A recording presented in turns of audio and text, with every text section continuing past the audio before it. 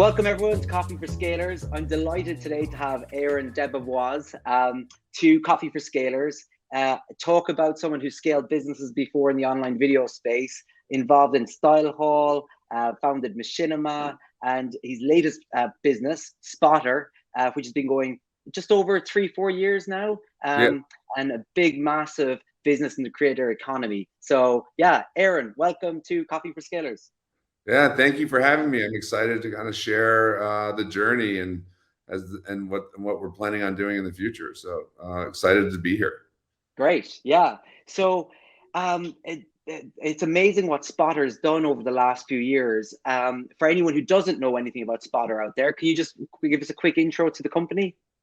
Yeah, so Spotter's main mission is to provide, what we believe is providing capital and knowledge to creators will allow them to expand their businesses and really change the world, right? And the thought there is, the more capital that they have, the more they can invest in themselves, and then they can reach more people and in whatever they're doing, right? We think of changing the world. This could be, a community of 10,000 people all focused on, having a better way to cook, right? Or a community of like what Mr. Beast, who's one of the biggest channels on YouTube, activating his community to help take 30 million pounds of garbage out of the ocean.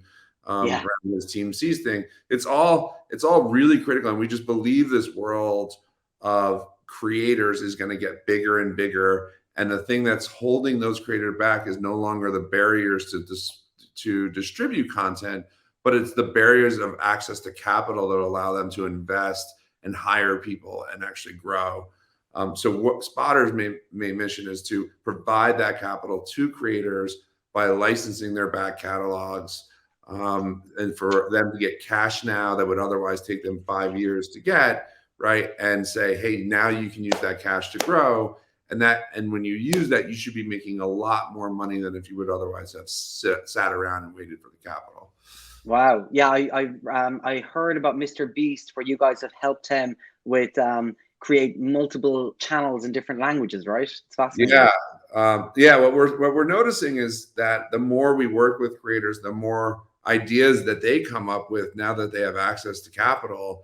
And so one of the things Mr. Beast or Jimmy came and asked us was, hey, I want to launch a Spanish version of Mr. Beast. And we were there to say, hey, we can support that because we have a relationship with you and we've invested in you before, and so let's help you do that. Some people will say, hey, I want to do bigger productions in the future, and so we'll say, okay, maybe we can finance future uploads, right? Not just your historical uploads. Or they want to go to Facebook. We don't do anything outside of like YouTube financing, but we will do more financing if it helps them launch a specific initiative, right? So yeah. How did you come up with the idea? Yeah, I mean, I think the big aha moment for me, right, was I was a co-founder of Machinima, and where we were working with thousands of creators, and our main mission at Machinima was to build a brand that consumers really look to say, hey, when I want to watch a certain type of content that represents the gamer generation, I know I can go to Machinima and know what I get. But the other mission was to say, like, hey, there's a lot of people that want to create content on a full-time basis.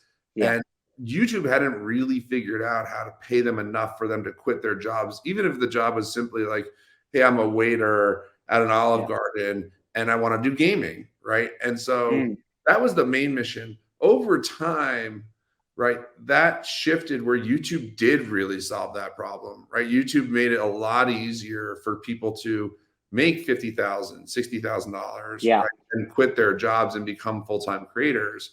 And then for me, it was like, well, is there a way we can move them not just to full-time creators, but to reach their full potential and do that in a way that didn't actually, I don't want to say discriminate, but ultimately not reach all different creators along their different types of journeys. Like, we didn't want to just focus on people making millions of dollars. We knew that $50,000 to a creator who's hiring their first editor is super critical, right, for their growth. And also $1 million to a creator who wants to is a barbecue creator wants to buy a restaurant and build a bigger studio is super critical too. So we thought capital and knowledge is much more scalable, right? Services like helping creators get promoted or helping creators edit their videos, those things are great. They're just not as scalable, and you can't do them for everyone. And so we thought the aha moment is like, wow, if we can apply math, right, and analytics to determine how much money we can pay these creators at scale, then we can really move the industry to creators that are making much bigger impacts than they otherwise would, right? So that's what and is. That's amazing. And what timing, right? Did in the last few years, I guess, what kind of stage were you like, okay, this is a good idea, let's prove out the proof of concept? And then what stage were you like, oh, we're on something big here? Was there a kind of a moment? Yeah, it took us years. Really? Wow. Many years. Even before kind of we really launched Spotter, of data analysis and trying to see, like, is this a really good idea? How do you actually make it work in the back end? What are the logistics to make not only investors comfortable, but debt investors comfortable? There was a lot of moving parts because it wasn't like this had never been done before, but it had never been done before in this world, right? That I think it was, 2 or 3 years. And then what we started to do was say, hey, we needed to convince the biggest creators, right? Because they were the most skeptical. The impact of the capital it wasn't that it was more than it would have been for a more like rising star. It was just more noticeable, right? So it was, hey, I went from doing $100,000 videos or $5,000 videos to $100,000 videos, right? And then you could really see it on YouTube, and they were going from one person to 50 people, or 50 people to 100 people, right? And then that was the aha moment, that once we were able to educate them and convince them and show them that this is a really smart move, the big difference was saying, hey, when you did the deal with us, what happened a year later, right? And when you saw that a year later you grew 3 or 4 times faster than you otherwise would have grown, which there's a guy named Nathan from Unspeakable who actually was quoted to say, I did what would otherwise have taken me 4 years, I did in 1 year. Right? Wow. And that is when we were super convinced that the product works, because it wasn't about, like in the music business, a lot there's it reminds me so much of the music business, but keep going. Like in the music business, it's much more of an exit strategy, right? It's like, hey, I'm staying, I'm getting $300 million from my royalties. It's not like the next day he's gonna go put out 6 albums, right? Here it's all about reinvestment, like doubling down on yourself, and you can actually see the impact fairly quickly. So with creators, we knew we were really onto something when they were coming back to us 8 months later or 6 months later, and we were paying them just as much 6 months later as we had paid them for their whole library that they built over 4 years, because they had grown so fast. So now it became, what was the aha moment there was, it was a new way for creators to get rewarded for their work, right? Like it was just a new way for them to get paid. And then we saw that, we can impact a lot of other creators who were doing deals that, from, I think we've done as small as $2,000, right, all the way up to, tens of millions. I think our largest one has been 40 million plus. Wow.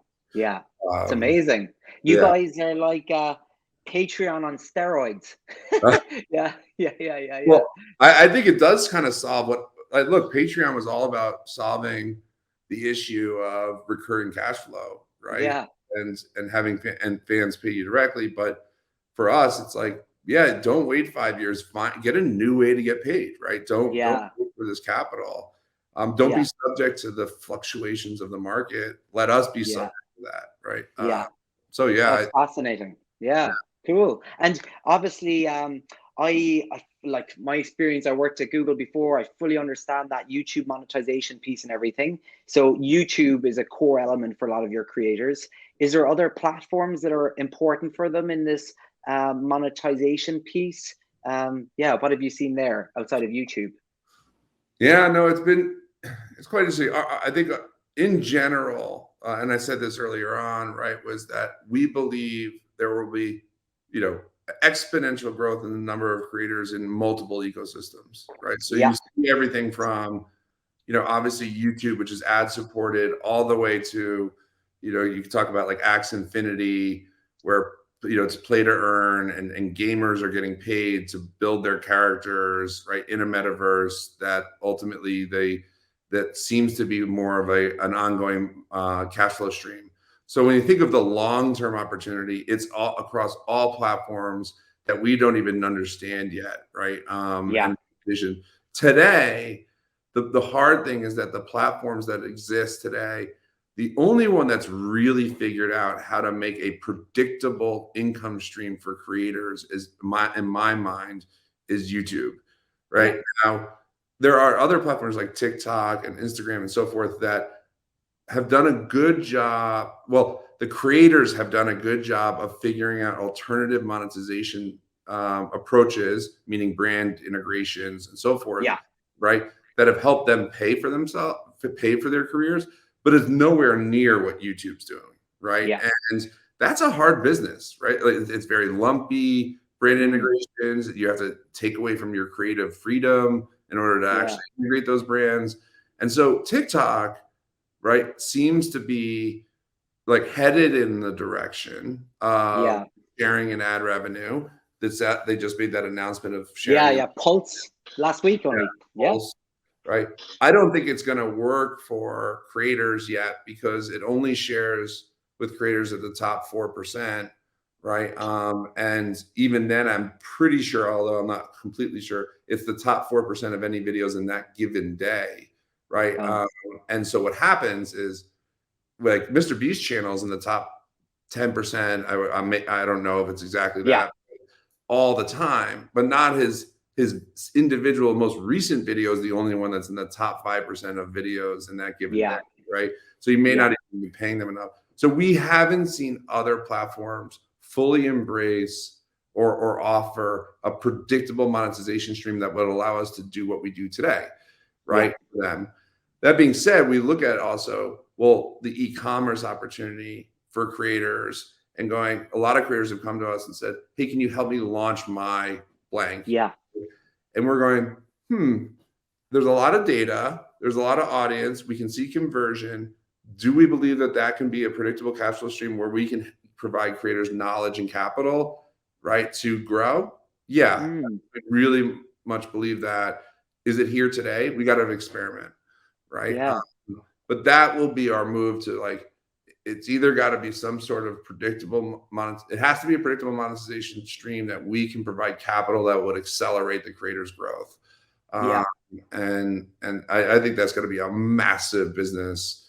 Even internally, we talk about, what would it look like if we deployed $1 trillion to creators over the next 30 years, right? Wow. Obviously, that would take us hundreds of years now, right? But you're going, it's going to get to the point where that's absolutely doable. Yeah.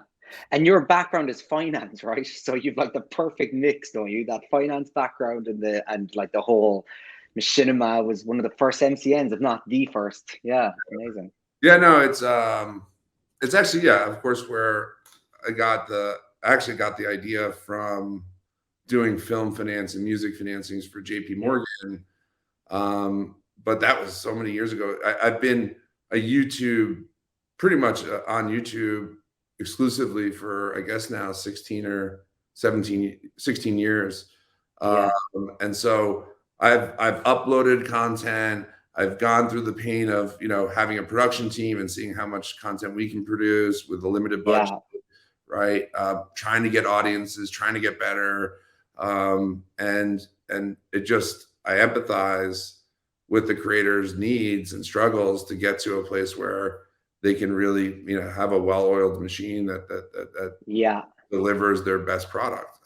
Yeah. So And just with Machinima, like it was 2006 you founded that company, correct? Right?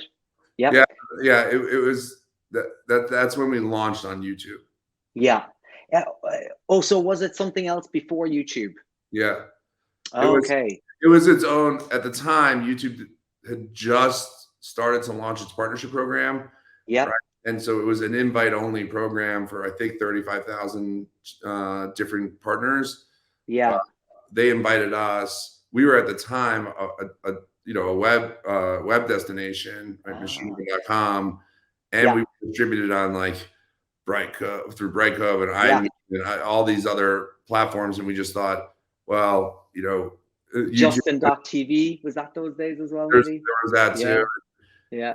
which now is Twitch, right? I think. Twitch. Yeah. Yeah. Yeah. But we felt like, man, being on YouTube's going to be so far ahead of the game from a technology perspective, a monetization perspective. I mean, we knew that like iPhone hadn't come out yet, Yeah. right? But when it did come out, we knew, well, we're going to be first on iPhone because we're with YouTube. Right? Yeah. But how did you have such vision? Like YouTube's only founded in 2015. Why were you so bullish about YouTube in 2016? You mean 2020? Or sorry, 2006. 2000, so 2005, YouTube was founded.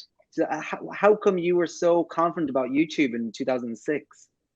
Yeah, I think it was from a different perspective. It was basically, if you had watched the transition of kind of radio to broadcast TV to cable, you just saw kind of new technologies enabling, content to be distributed to larger groups of people. Yeah. And you saw the disruption that cable delivered, or how much cable disrupted broadcasts, with lots of niche networks that were reaching very specific audiences, and the value of those networks were skyrocketing.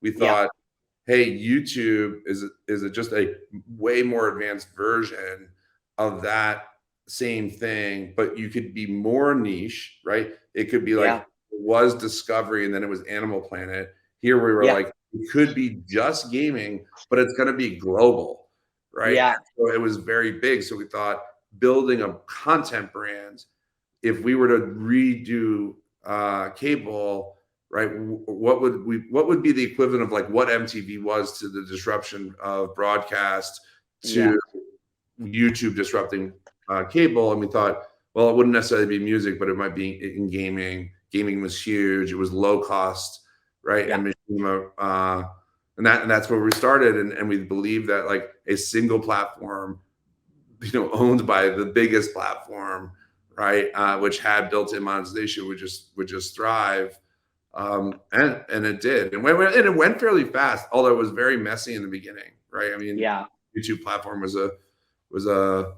lot of fraud, a lot of clickbait, right? A lot of, and they had to clean it up, but sticking with it, right, has been really, really beneficial. So. Oh, it's a crazy machine now. Yeah.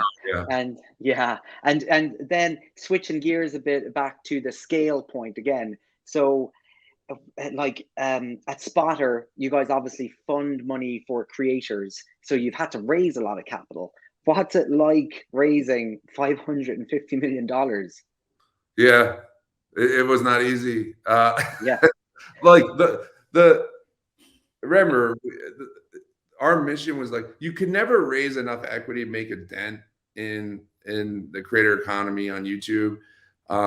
It's first, like if you're a startup and you're like, hey, we're going to do this big thing, we're going to finance creators, give us $15 million, right? And you'd be like, okay, right, how much proof can you get? Because there's the mathematics behind, right, the economics behind having to get to a certain scale on YouTube so that it's not so volatile that you could lose all your money very quickly, right? And so we knew we needed to raise a significant amount of money to get to the equivalent of a portfolio of content that would allow us not to be subject to any one creator or be subject to any one trend, to actually, make where we would depend on it or lose our money.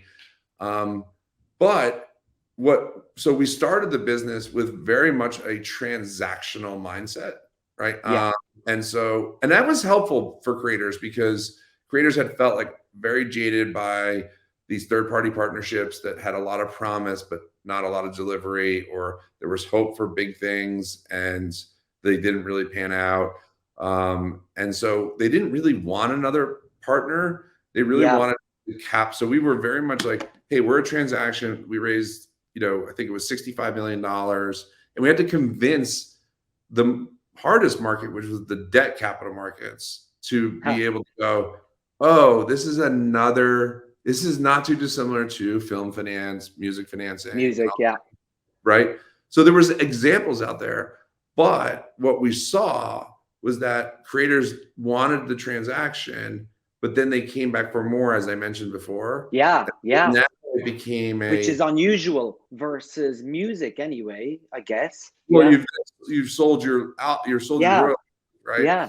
And in this case, they were growing so fast, they were creating new content that was worth more than old content, that then raising capital to go, no, we have repeat customers. And those customers are getting more valuable, right? Wow. And so now there's a relationship and almost a partnership. Now that's gotten even further today, where with the new capital we've raised, last year we raised a lot. We've really pitched it as we are a resource to creators, not a tool, not a service. We're a resource that we will be there along the ride for them. And therefore, if we have, like, you can imagine our brand, right? We're not going to be on the front stage of Comic-Con and showing off our brand. We're going to be behind the stage at VidCon, talking to the featured creators about how to help their business, right? That partnership and us providing insights and data and examples of, like, what does it mean to hire your first editor? Is that a big decision? Is that a hard decision? Then it became much more of a business, that it was a recurring business. It wasn't transactional, just purely transactional. And then it got a lot easier to raise capital. For any budding entrepreneurs out there raising money, what advice would you give them? I mean, I think the main advice is you're going to, pitch a lot of people. You won't really know who your right partner is until you find them. And even then it's hard. And so just as an example, I remember pitching Machinima. I think it was 200 no's until we got one yes. Wow. And here, I think it was close in the first round. It was close to 180 no's before we got one yes. Obviously, that one yes leads to 2 and 3 yeses once people hear. But it's resilience is the number one thing as an entrepreneur that allows you to thrive. We've gone through times where I've not gotten paid anything. I've had to put money in, and by the way, it's super interesting because entrepreneurs. I think the one thing is it's a very lonely position to be the CEO and founder of your own company, right? And I get my own. I've hired my own coach, right, to help me through things, and it doesn't need to be so lonely. And what happens with entrepreneurs is you're forced to do what I call future tripping, right? Which is, hey, like, what are all the scenarios that could happen if I put my money in and I don't raise capital and I've run out of money, right? Or I hire 5 people and I have to lay them off because I can't afford to pay their salaries. That trauma that you're thinking through feels very real, right? And so you get kind of like, you have to realize that that's actually okay and normal and not scary. It's just a way of making sure you're looking at the right things. It's not one single piece of advice, but it's ultimately trying to relate to everyone out there that says, hey, this isn't easy, right? And it shouldn't be easy. And everyone else that's doing it, even if it looks easy, they're having a hard time with it, right? It's resilience, right? It's not the, like, if you have the best elevator pitch, you're going to win and everything will go. Right? Probably being embracing the no, right? And I interviewed someone yesterday, Richard North, who founded a company back in e-commerce, and he's the owner of a company called Wow Stuff. But it was interesting what you were saying there. Like, he was talking about, like, thinking about all of the things that could go wrong, kind of like what you said, which is like, it's basically like being paranoid a lot. Would you agree? Yeah, no, and no matter how much success or failure, like when Yeah, the failure, when the moment of failure becomes true, it yeah, doesn't stop the thinking of like what could go worse. But you yeah, also have the other side, right? Is yeah, right, what can go better. So what really helps actually, and we've done when I continue to do these exercises. Actually, Rob Gable's really great at it shout too. out for Rob. Yeah, Yeah, it's that you got to have this vision, this purpose for the company that yeah, will last way past yourself, right? And so when we think of like, hey, we believe that creators with access to knowledge and capital will change the world, right? mm, To me, that outlives the paranoia, yeah, right? And when we say, hey, we could deploy $1 trillion to creators over the next 30 years, yeah, right? That outlives the immediate paranoia, right? Of, well, what if we can't make payroll and so forth? And then you narrow that down into a 2 to 3 year mission. And so when you yeah, have a vision and mission and values that yeah, outlive the concerns, and then you have like the baby steps to get there, right? yeah, That those concerns start to stop outweighing the actions. And so you have to mix this like kind of long-term view with what we call like small wins, right? yeah, It's just like lots of small wins actually make the job really enjoyable, right? yeah. And if you're just going like for this year, we're supposed to deploy by the Q1 of next year, we're supposed to deploy $1 billion, right? Wow. But if I just thought about that all day, it's nothing will happen, right? Yeah, So I'm like, what about the next million? Like, and then yeah, let's celebrate that.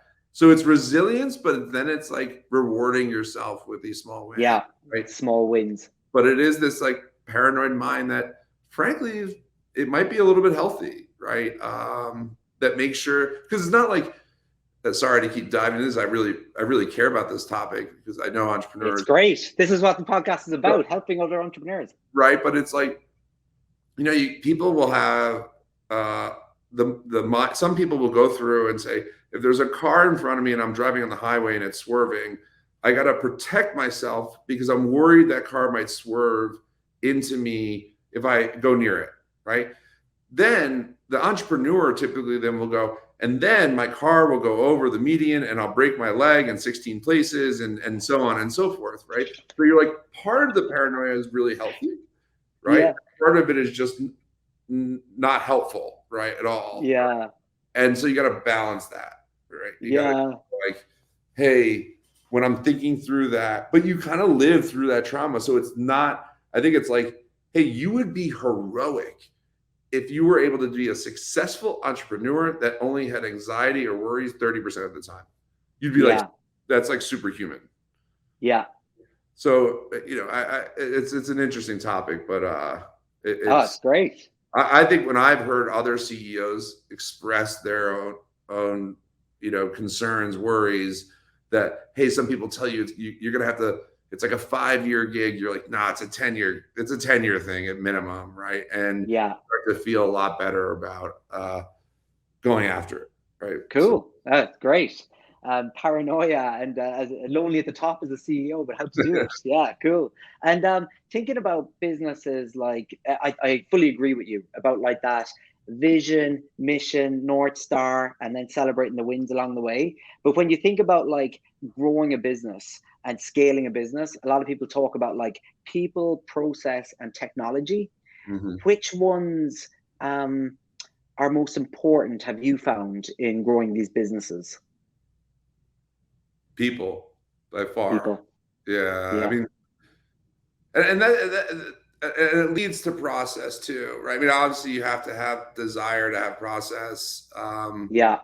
But you can have philosophies that lead to good processes because I think small wins, for example, leads to a certain type of process, Yeah. right? That's very different than, all right, I'll see you next year. Tell me if you hit your goals, right? Yeah.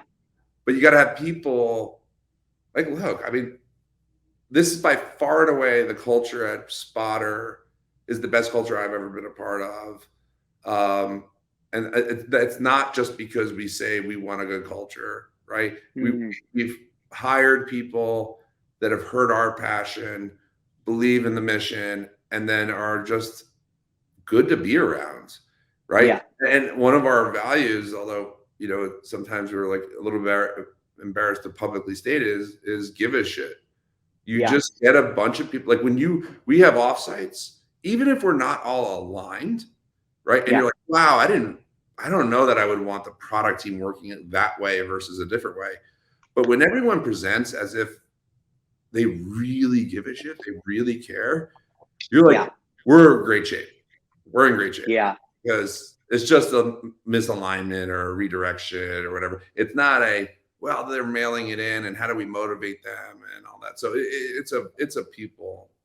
Yeah. Yeah. And I guess, how do you make sure that you're hiring good people in the business then, or your management are hiring good people in the business who will, give a crap, or do you have any kind of secrets to that or tips? I think understanding your values, right? Really helps, and sharing. Look. The exercise. One of the exercises we did was in terms of when we moved from like 20 people to 100 people, right? You go now. You got to start putting things on paper and not just talk about things. And job descriptions even. Well, yeah, right. But even the values, right? Yeah. Like at first you could be very tribal, right? Yeah. But once you put them down on paper and you're like, this is really what we stand for. And when you put them down, they cannot be work hard, the kind of give it 100%. Like they have to really feel like what you guys, what the team does every day, right? It's really it's fairly easy to, I think, weed out people that don't align with those values. That doesn't mean they're going to be great at their job ultimately, but if they're a good cultural fit and there's plenty to do, it will probably work out.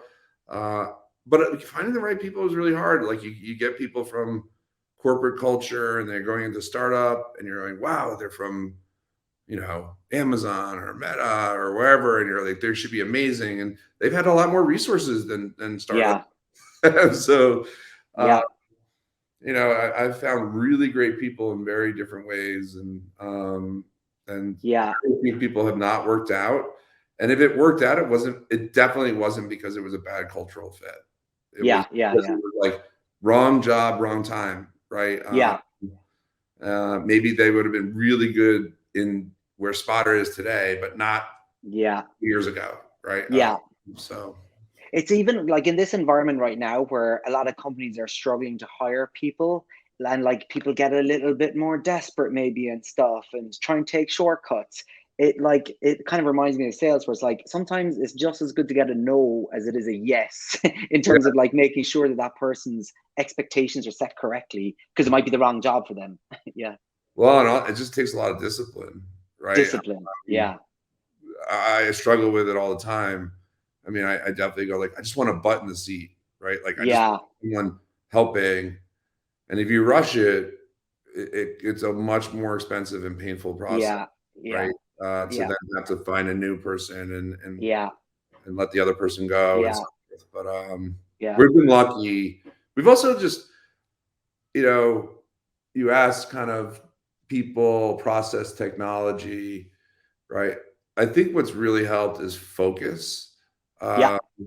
And so we're not trying to do 6 things okay or 6 things well. We're trying to do really one thing really well. And so what that does is it does kind of slow down your hiring in a way that allows you to be in control and not make too many mistakes too quickly, right? When you hire like 200 people in 1 year, it's really hard to make sure that every one of those is a good hire, right? And when you're super focused, you're not trying to do too many things that I think it just ends up working out way better. So Yeah, the other I agree. I give to every entrepreneur is like hyper focus wins. Yeah. Earlier when we were talking about, or actually when I was thinking earlier when we were talking about the money you've raised and everything, and your valuation publicly is like 1.7 billion on the last round. Yeah. I Googled Universal Music, and their valuation is about, their market cap is about 12 billion. Do you think Spotter can get much bigger than some of these music labels like Warner Music, Universal, and others? Yeah, I think so because of what I've said about earlier, right? Which is the tidal wave of creators that are going to come over the next 10 years is so big, Mm, doing so many things, making money in so many different ways, with really the power moving dramatically in the creator's direction, that there needs to be a company that acts like a resource, with capital to allow creators to do what they want to do without, owning them. And yeah, and I think that I mean, you look at like crypto, Bitcoin, NFT, yeah, and so forth. Like clearly, right now, it's so early, but just the power of the idea that a fan or a gamer can become the creator, right, yeah, and make money doing that. I mean, to me, for some reason, I don't know why, but Axe Infinity to me was like seeing that you can build a character, right, and create more value by playing it, and then have many characters, and then people helping you play those characters and building more value and sharing those. You look at that and you're like, that's that can multiply at an exponential rate, yeah, way faster than the music business can, right? yeah, I just think I think we can easily, so long as we're there along for the ride, tying ourselves to the capital moments. We're not mm, a bank. We're there. We're an enabler, right? And then we'll see all these other opportunities. I don't see why we couldn't, be a $50 billion company, or more over time. yeah, And I just think now we're like, you look at all these creator economy companies popping up, and it's very so nascent that it's yeah, hard to look at it outside of YouTube. YouTube pays $15 billion a year. You're going, who yeah, else does, right? And it's not yeah, right. So yeah, yeah, I think yeah. it's I agree with you. I think if you think of something like Spotify as well, is worth about 20 something billion. I think there's no reason why you guys can't get up to those 40, 50 billion, especially with the tailwinds right now with the platforms. And on that point, kind of is on the platforms. Do you have any advice for the platforms? Because a lot of those people will be listening to this. Yeah. Any advice for those guys? yeah. I mean, the advice to the platforms is make sure. I mean, make sure you're supporting creators, but I'll even get more specific than that, right? It's really hard for a creator to go try something like an existing creator who's making a living to go decide to take an hour out of that time and dedicate it to something new unless it's definable.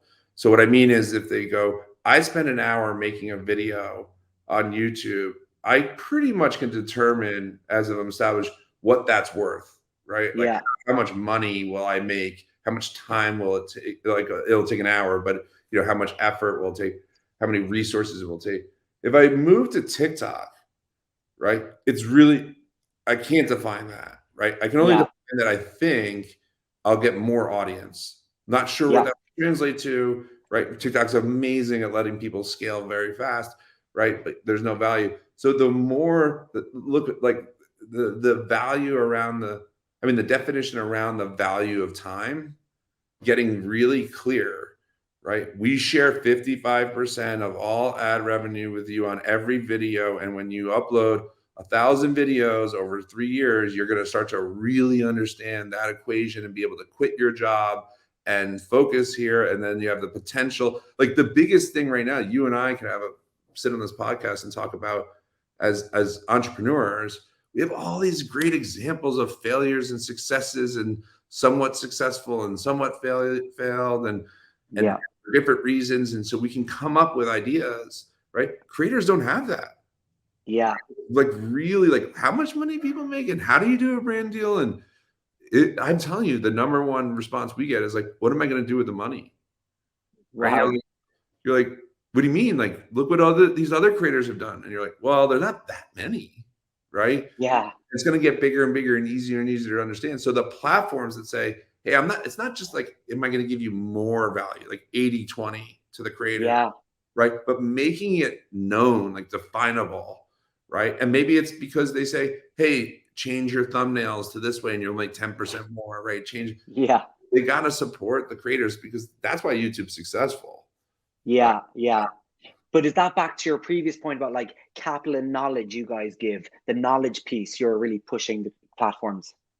Yeah, I mean, we're seeing all this knowledge, like from anything from, hey, there's a better way to title your video, something Yeah. simple, or a better day to upload your content, right? Because of just how the ad market works, unrelated to your creativity and so forth, right? All the way to like, I've literally never been in a room with another creator to talk about their experience and how hiring the first 3 people feels. Yeah.